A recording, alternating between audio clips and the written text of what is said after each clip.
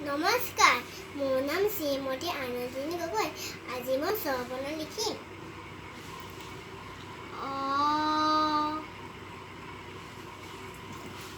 আ,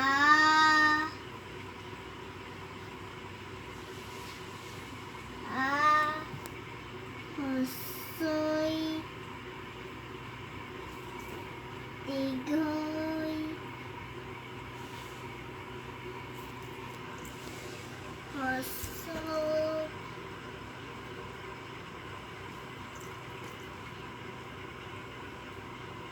দীৰ্ঘ, ৰি, ৰি, ঐ,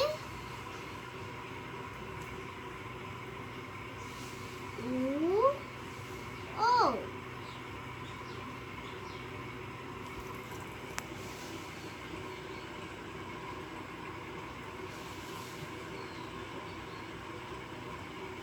নমস্কাৰ, ধন্যবাদ।